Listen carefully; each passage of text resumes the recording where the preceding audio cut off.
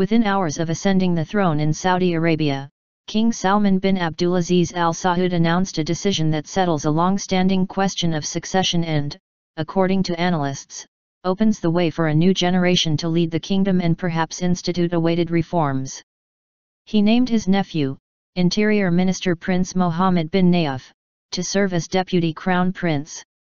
Prince Mohammed, born in 1959, is a comparative youngster in Saudi politics, but no newcomer to public service, analysts say. He was educated in the United States. After serving for more than a decade as Assistant Interior Minister under his father, former Crown Prince Nayef, he was promoted to minister in 2012.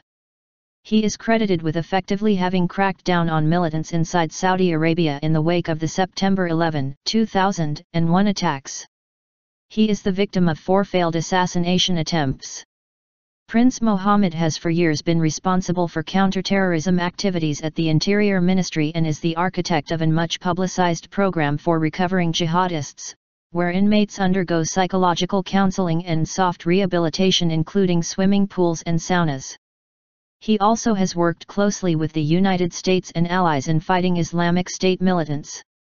He will be seen internally as the American candidate, said Karen Elliott House, author and expert on Saudi Arabia's political affairs, because he has worked so closely with the Americans and also with every other Western government security apparatus that fights terrorism. The king-in-waiting, House said, has no sons. So this is less likely to arouse in the other members of the royal family a sense of a new dynasty being set up, she said. But, she added, that could change. The late King Abdullah, whose death at 90 was announced on Friday, had his last child at about the age of 80. She says the naming of Mohammed bin Nayef as deputy crown prince ends the opportunity for infighting among the royals. The family has now spoken, House said. King Abdullah worked much of his reign to limit the influence of the so-called Sudari, the 7 sons of the kingdom's founder, Abdulaziz bin Saud by his wife, Hassa, said to have been a slave from Yemen. The interesting thing is that the Sudairis seem to be pretty strong again, House said. Here you have King Salman, a Sudari. He made his son defense minister and he made his full brother's son, Prince Mohammed bin Nayef, deputy crown prince in waiting. Crown Prince Mukran is the youngest surviving son of Ibn Saud, but is not a Sudari. Though he is technically next in line for the throne, he is, says House, the odd man out. Some in the royal family say he is the son of a concubine and cannot be king, House said. And that means that Mohammed bin Nayef, not Mukran, could succeed Salman. I think he has a reputation for being relatively quiet, said Anthony H. Cordesman, who holds the Arlie A. Burke Chair in Strategy at the Center for Strategic and International Studies in Washington, D.C.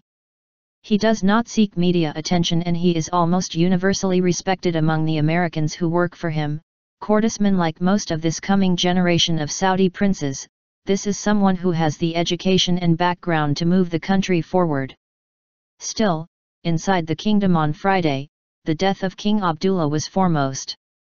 We are all very sad about King Abdullah's death, said Princess Basma bint Saud ibn Abdulaziz, daughter of former King Saud, adding that she is grateful his long suffering is over.